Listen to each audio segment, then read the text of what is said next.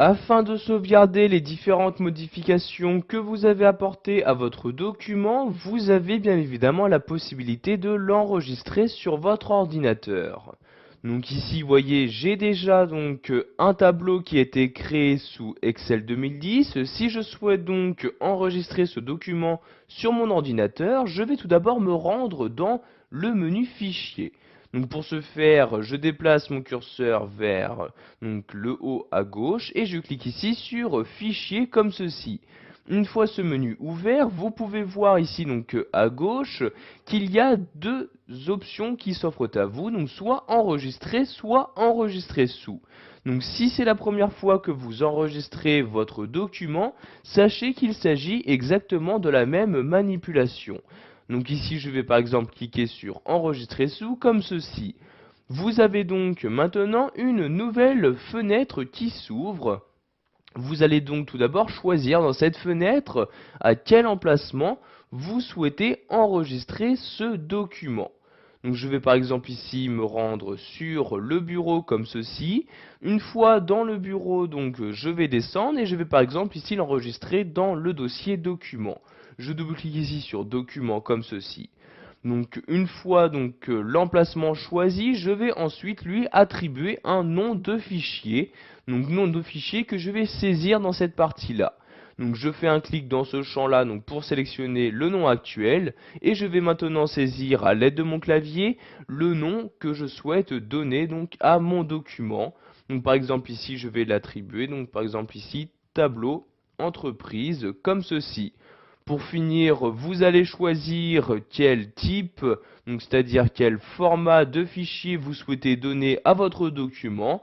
Donc pour modifier ce format de fichier, vous cliquez ici sur la flèche et vous avez donc dans ce menu déroulant tous les différents types de formats qu'il est possible d'appliquer à votre document.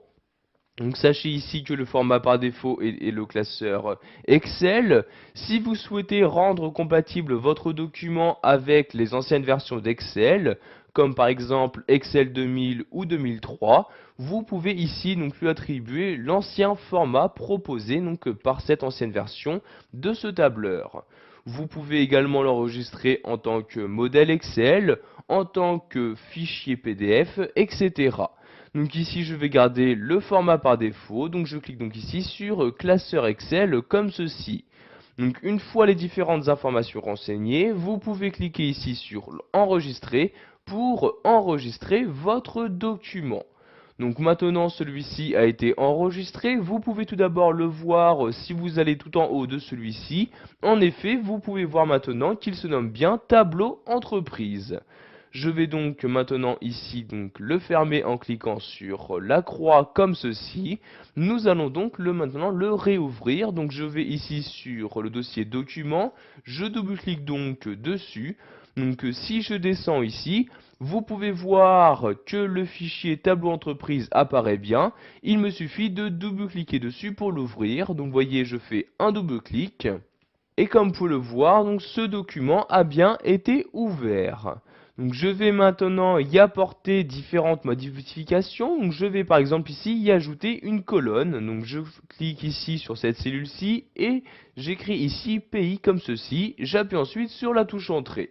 Donc j'ai maintenant une nouvelle colonne qui a été insérée dans mon tableau. Donc je vais ici renseigner le pays. Je vais mettre France comme ceci. J'appuie ici sur la touche entrée et je vais maintenant répéter ce mot-ci sur toutes les lignes de mon tableau. Donc je sélectionne la cellule et je vais me rendre dans cette partie-là. Je clique. Je maintiens le clic de ma souris et je la descends. Donc ici, pour appliquer le mot France sur toutes les lignes de mon tableau, comme ceci, je lâche le clic de ma souris et vous pouvez voir que j'ai en très peu de temps rajouté une nouvelle colonne. Je vais maintenant enregistrer ces nouvelles modifications. Donc pour ce faire, je retourne en haut à gauche et je clique ici sur Fichier comme ceci. Donc comme vous pouvez le voir, vous avez toujours deux possibilités, donc soit enregistrer sous. Donc maintenant que nous avons déjà enregistré notre document, ces deux manipulations sont différentes. Si vous choisissez enregistrer, votre ancienne sauvegarde sera écrasée et sera mise à la place cette nouvelle version de votre document. En revanche, si vous choisissez ici enregistrer sous, vous allez enregistrer ce document en tant que nouveau document, c'est-à-dire que vous devrez de nouveau lui attribuer un emplacement, un nom, puis un format de fichier. Donc ici, je vais juste écraser l'ancienne sauvegarde. Je clique donc ici sur enregistrer comme ceci. Sachez également qu'il existe un raccourci clavier, il s'agit de CTRL S. Donc maintenant, mon document a été sauvegardé, je reclique ici en haut à droite sur la croix pour le fermer et je vais de nouveau le réouvrir. Donc vous voyez ici, il s'agit toujours du même document. Je vais donc double-cliquer dessus pour l'ouvrir. Donc vous voyez, je fais un double-clic. Et comme vous pouvez le voir, il y a bien donc ce même document qui s'est ouvert, et donc se trouve bien toujours la nouvelle colonne, c'est-à-dire que les modifications ont bien été enregistrées sur le même document.